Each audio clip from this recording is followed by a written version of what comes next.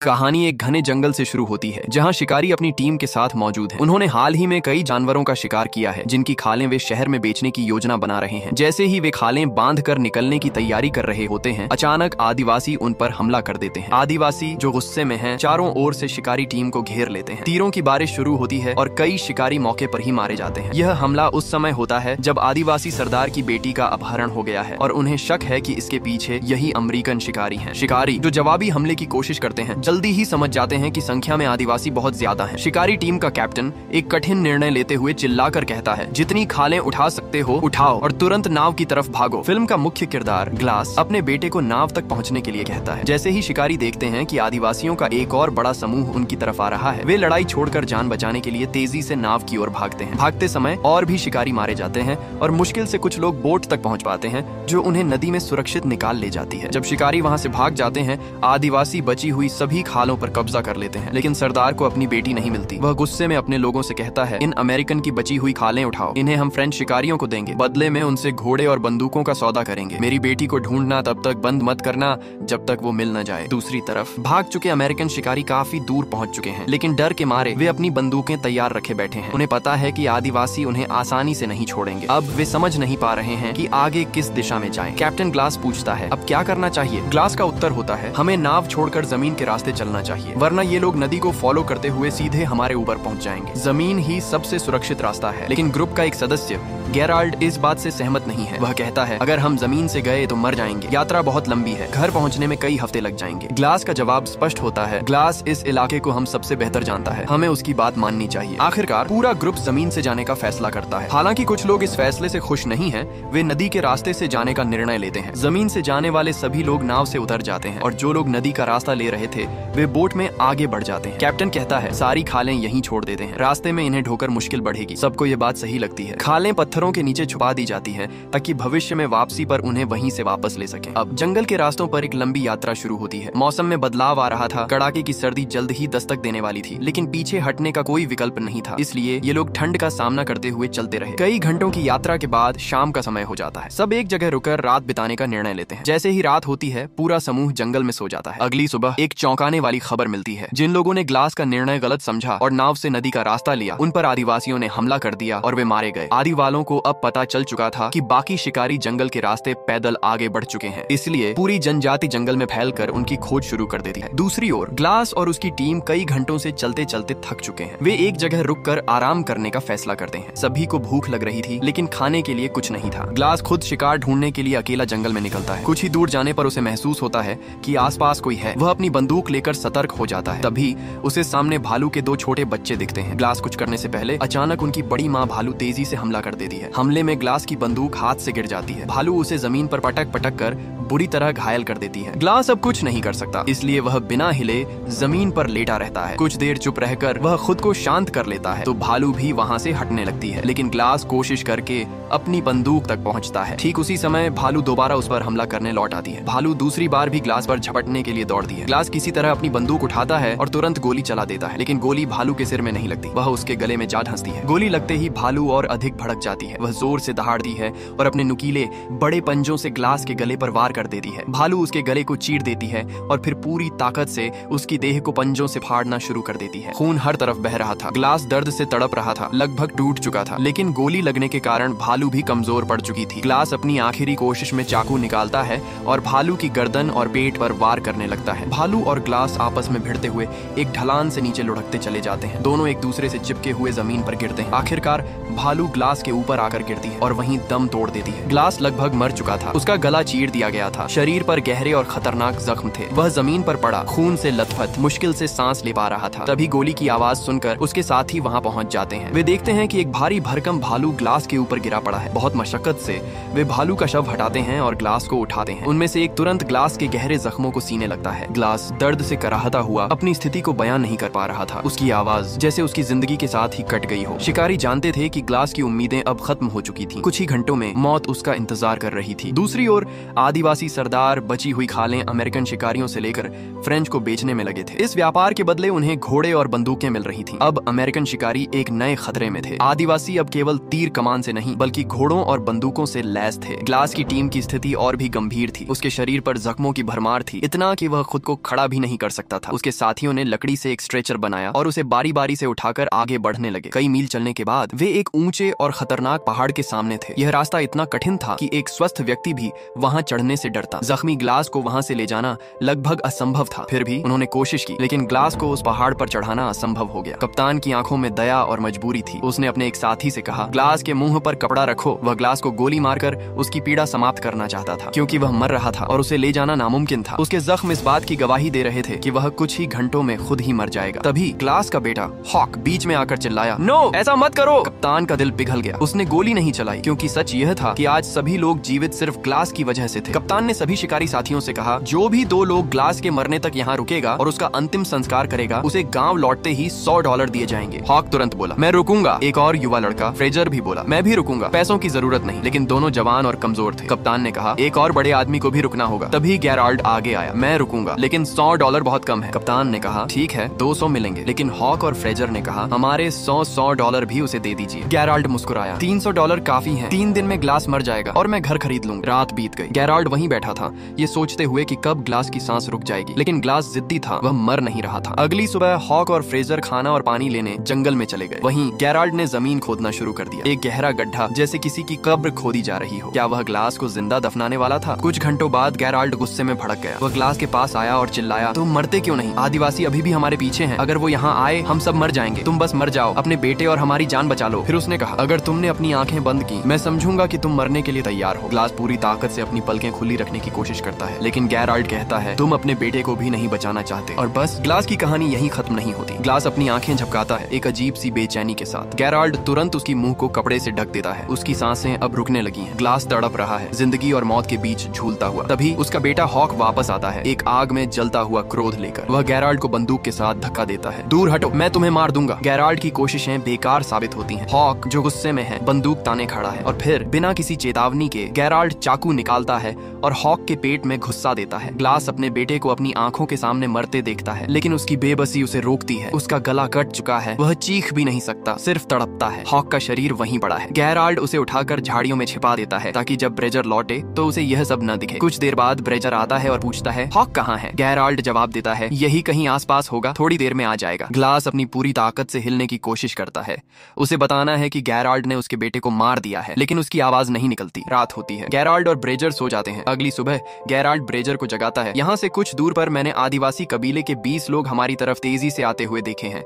अगर वे यहाँ पहुंचे तो हमें काट कर फेंक देंगे। ब्रेजर डर जाता है, तो ग्लास और हॉक का क्या होगा? गेराल्ड झूठ बोलता है, अगर हॉक जिंदा है तो वो हमें ढूंढ लेगा और ग्लास वैसे भी कुछ घंटों तक ही जिंदा रहेगा। ब्रेजर फिर कहता है, लेकिन ग्लास अभी जिंदा है और हमने कैप्टन से वादा किया था कि उसकी मौत के बाद उसका अंतिम संस्कार पूरा रीति रिवाज से करेंगे। ये सुनते ही गेराल्ड का गुस्सा भड़क उठता है। वह ग्लास के पैरों को पकड़कर उसे घसीटते हुए उस गड्ढे तक ले जाता है जो उसने उसकी कब्र के लिए खोदा था। ग्लास के शरीर में ताजे घाव हैं। मिट्टी पर घसीटते हुए उसकी चमड़ी फटने लगती है। गेराल्ड उसे गड्ढे में जिंदा डाल देता है और ऊपर से मिट्टी डालना शुरू कर देता है। ब्रेजर चौंक जाता है, तुम क्या कर रहे हो? गेराल्ड ताना मारते हुए कहता है, आज नहीं तो कल मर ही जाएगा और हमने वादा किया था कि हम उसका अंतिम संस्कार करेंगे, तो मैं वादा पूरा कर रहा हूँ। वह हल्की मिट्टी डालता है, इतनी कि ग्लास की सांस चलती रहे, पर वह हिल डुल न सके। फिर गेराल्ड ब्रेजर से कहता है, चलो अब निकलना होगा। ब्रेजर ग्लास की ओर देखता है, खून में लथपथ, मिट्टी में दबा हुआ, सांस लेने के लिए जूझता हुआ। उसकी आंखें भर आती हैं। वह धीरे से कहता है, सॉरी मिस्टर ग्लास, मुझे जाना पड़ेगा। और वह पानी की एक बोतल उसके पास रख देता है, शायद उसकी जान बच जाए। फिर दोनों वहाँ से चले जाते हैं। अब ग्लास अकेला था। वह घंटों तक उसी जगह पड़ा रहा, जिंदा दफन, आधी जान निकल चुकी। दर्द, ठंड, खून, घाव सब मिलकर उसे मौत की ओर धकेल रहे थे। लेकिन तभी उसके भीतर एक आखिरी चिंगारी जागती है। मरना ही है, लेकिन शायद अभी नहीं, तो कोशिश करके मरूंगा। वह अपने हाथ पैर जोर लगाकर हिलाता है, मिट्टी को धकेलता है, घाव फटते हैं, खून बहता है, लेकिन वह हार नहीं मानता। आखिरकार वह जिंदा कब्र से बाहर निकल आता है। अब तक वह रेंग भी नहीं पा रहा था, लेकिन अपने बेटे की लाश तक पहुंचने के लिए वह मिट्टी पर घिसटते हुए आगे बढ़ता है। वह अपने बेटे की लाश ढूंढता है,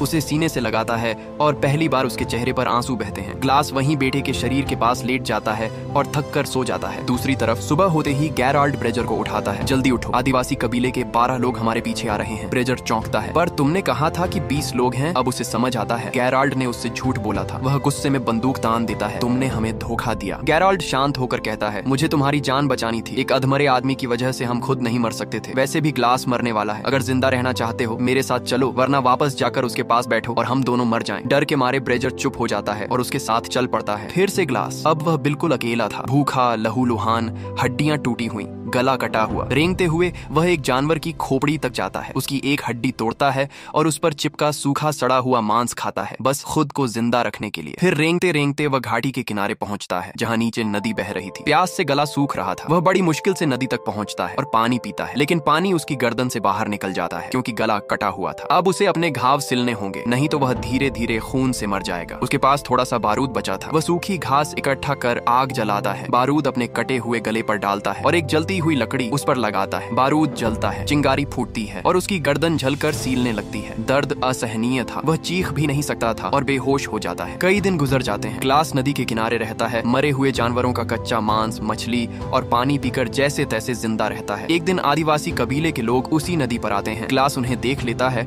और तुरंत नदी में कूद जाता है। बर्फ जैसे ठंडे पानी में वह तैरता हुआ बहुत दूर निकल जाता है। कांपते हुए किसी तरह आग जलाता है और वहीं रहने का फैसला करता है। धीरे धीरे उसके घाव भरने लगते हैं। वह थोड़ा बहुत चल भी पाता है, पर खाने की कमी थी। मछली पकड़कर कच्ची खाकर जी रहा था। एक रात जब वह सो रहा होता है, उसे दूर आग की रोशनी दिखाई देती है। वह धीरे धीरे उस तरफ जाता है। वहाँ एक आदमी बैठा था जिसने बड़ा शिकार पकड़ा हुआ था और उसे भून कर खा रहा था। ग्लास उसके पास पहुँचता है। वह आदमी तुरंत ग्लास पर तीर तान देता है। ग्लास हाथ जोड़कर इशारों से बताता है, मैं दुश्मन नहीं, बस भूखा हूँ। वह आदमी समझ जाता है और शिकार का एक टुकड़ा ग्लास को दे देता है। दोनों आग के पास बैठकर शांति से खाना खाते हैं। सुबह होती है। ग्लास साथ सो रहे उस आदमी के जख्मों पर नजर डालता है जिसमें उसने देखा कि उसके शरीर पर गहरे घाव बने। एक ठंडी सुबह एक आदमी दर्द भरी आवाज में अपनी कहानी सुनाता है। वह अपनी टोली के साथ जंगल में शिकार करने गया था जब अचानक एक जंगली भालू ने उस पर हमला कर दिया। भालू ने उसे अधमरा छोड़ दिया और उसके साथी डर के मारे उसे वहीं छोड़कर भाग गए। उसकी कहानी में एक और भयानक मोड़ था, उसका बेटा भी मारा गया। उसकी बात सुनकर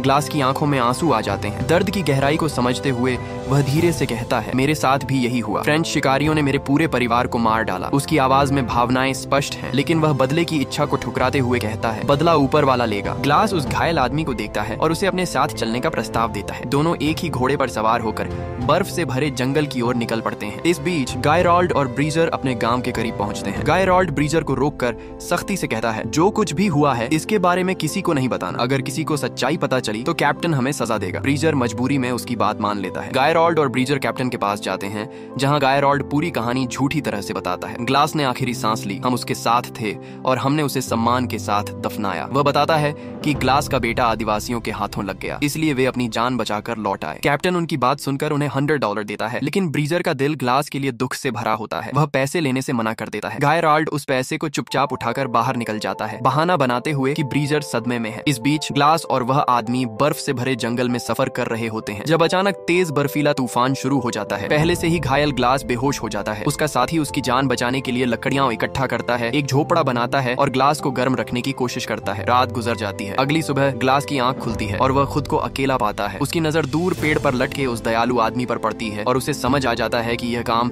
फ्रेंच शिकारियों का है। वह पास जाकर देखता है कि एक फ्रेंच शिकारी एक लड़की के साथ जबरदस्ती कर रहा है। यह लड़की उस आदिवासी कबीले के सरदार की बेटी है जिसे फ्रेंच शिकारियों ने किडनैप किया था। ग्लास चुपचाप पीछे जाता है, शिकारी को मार गिराता है और लड़की को आजाद कर देता है। फिर ग्लास एक घोड़े पर सवार होता है, बाकी घोड़ों की रस्सी खोल देता है और हवा में गोली चला देता है। घोड़े बुरी तरह डरकर भाग जाते हैं और ग्लास की नई यात्रा शुरू होती है। अब फ्रेंच शिकारी घोड़े खोने के कारण ग्लास का पीछा नहीं कर सकते, लेकिन जैसे ही भागते हुए ग्लास का पानी वाला बोतल नीचे गिर जाता है। रात बिताने के लिए वह एक पेड़ के नीचे छिप जाता है। सुबह होते ही उसे एहसास होता है कि आदिवासी उसके पीछे लग गए हैं। वह जल्दी से अपने घोड़े पर सवार होता है और भाग निकलता है। पीछे से तीरों की आवाजें सुनाई देती हैं। ग्लास अपनी जान बचाने के लिए 2 आदिवासियों को गोली मार देता है और घोड़ा और तेजी से भगाता है। दौड़ते दौड़ते वह एक ऊंचे पहाड़ के किनारे पहुंचता है जहां नीचे एक गहरी खाई है। अब रुकने का मतलब है मौत। ग्लास घोड़े के साथ खुद को खाई में गिरा देता है। घोड़ा सीधे चट्टानों पर गिरकर मर जाता है, लेकिन ग्लास पेड़ों से टकराकर बर्फ की परत पर गिरता है और इस तरह वह जिंदा बच जाता है। हालांकि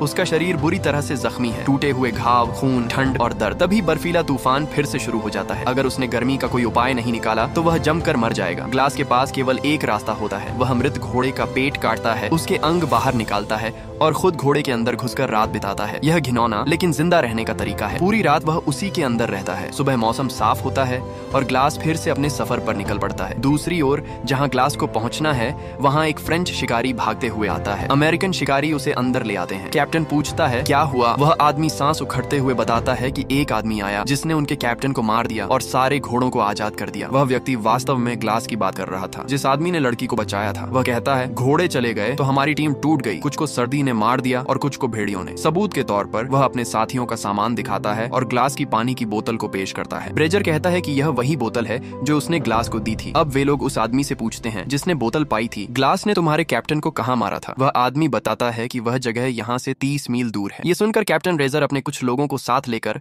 घोड़ों पर ग्लास को ढूंढने निकल पड़ता है। गेराल्ड को अब समझ आ जाता है कि उसका राज खुल चुका है और वह जल्द ही पकड़ा जाएगा। कई घंटों की यात्रा के बाद रात का अंधेरा छाने लगा। सफर लंबा था लेकिन अंततः वे उस स्थान पर पहुंचे जहां एक आदमी को रहस्यमयी बोतल मिली थी। कैप्टन ने अपने आदमियों को आदेश दिया, चारों तरफ खोजबीन करो, देखो कहीं ग्लास आसपास तो नहीं है। तभी उनकी नजर दूर खड़े एक आदमी पर पड़ी। जैसे ही वे उसके पास पहुंचे सबकी आंखें फटी की फटी रह गईं। वो कोई और नहीं बल्कि ग्लास खुद था। उसे जिंदा देखकर कैप्टन हैरान रह गया। गेराल्ड ने पूरे गांव को यह कहकर धोखे में डाल दिया था कि ग्लास की मौत हो चुकी है। कैप्टन तुरंत ग्लास के पास जाकर पूछता है आखिर हुआ क्या था, तुम जिंदा कैसे बचे। ग्लास ने पूरी सच्चाई बता दी, कैसे गेराल्ड ने उसे मरने के लिए छोड़ दिया, उसका बेटा मारा गया और कैसे वो मौत से लड़कर वापस लौटा। सच्चाई सुनते ही कैप्टन का खून खौल उठा। वह तुरंत गांव लौटता है ताकि गेराल्ड को गिरफ्तार कर सके, लेकिन जब वह तिजोरी चेक करता है तो गेराल्ड सारा पैसा चुराकर भाग चुका होता है। गुस्से में कैप्टन ने ब्रेजर को मुक्का मारा और आदेश दिया इसे गिरफ्तार कर लो, लेकिन ग्लास बीच में आता है और कहता है ब्रेजर का इससे कोई लेना देना नहीं, उसे कुछ नहीं पता था, जो कुछ भी हुआ वो गेराल्ड ने अकेले किया। कैप्टन मान जाता है और ब्रेजर को छोड़ दिया जाता है। अब कैप्टन दृढ़ निश्चय कर चुका था, गेराल्ड को पकड़ कर लाएगा। वह ग्लास से कहता है उसने तुम्हारे बेटे को मार डाला और सारा पैसा भी चुरा लिया, मैं उसे खत्म करने जा रहा हूँ। ग्लास कहता है मैं भी चलूंगा, मेरी लड़ाई है। कैप्टन उसे रोकता है, तुम्हें आराम की जरूरत है, लेकिन ग्लास जिद करता है नहीं, मैं इस लंबी यात्रा से सिर्फ उसे खत्म करने आया हूँ और उसे मारूंगा भी मैं ही। आखिरकार कैप्टन उसकी बात मान लेता है। दोनों घोड़े तैयार करते हैं और गेराल्ड का पीछा शुरू करते हैं। वे गेराल्ड के घोड़े के पैरों के निशानों का अनुसरण करते हुए जंगलों और कच्ची राहों से आगे बढ़ते हैं। बहुत दूरी तय करने के बाद कैप्टन कहता है हम अलग अलग रास्ते से चलते हैं, तुम दाईं ओर जाओ,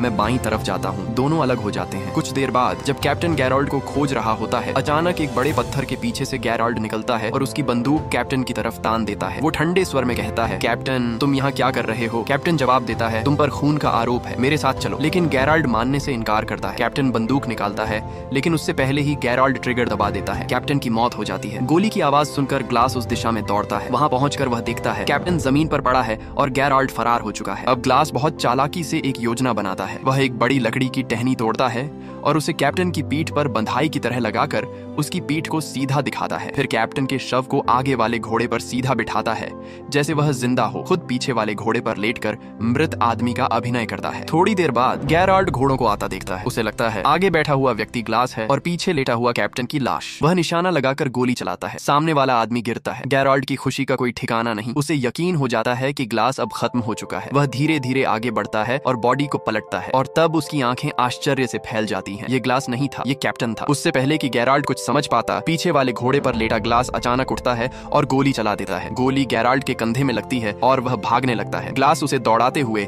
नदी के किनारे तक ले जाता है जहाँ दोनों के बीच एक जानलेवा लड़ाई होती है। दोनों बुरी तरह घायल होते हैं। तभी नदी के उस पार वही आदिवासी कबीला दिखाई देता है जो किसी भी हाल में हमला करने आया था। ग्लास गेराल्ड को खत्म करने के लिए तैयार होता है, लेकिन अचानक उसे उस नेक व्यक्ति की याद आती है जिसने उसे खाना खिलाया था, जिसे फ्रेंच सैनिकों ने सूली पर लटका दिया था। उसने कहा था जो इंसान बुरा करता है उसका बदला इंसान नहीं ऊपर वाला लेता है। अब आदिवासी लोग नदी पार करके ग्लास की तरफ आते हैं। वह खड़ा है, घायल, थका हुआ लेकिन शांत। वे उसे देखते हैं पर कुछ नहीं कहते, बस उसे छोड़कर आगे बढ़ जाते हैं। असल वजह यह थी कबीले के सरदार की बेटी को आखिरकार ढूंढ लिया गया था और वह वही लड़की थी जिसे फ्रेंच सैनिकों से बचाया था ग्लास ने। लड़की अपने पिता को बताती है ये वही आदमी है जिसने मेरी जान बचाई थी, इसलिए कबीले वाले उसे नुकसान नहीं पहुंचाते और चलते बनते हैं। यही कहानी खत्म होती है।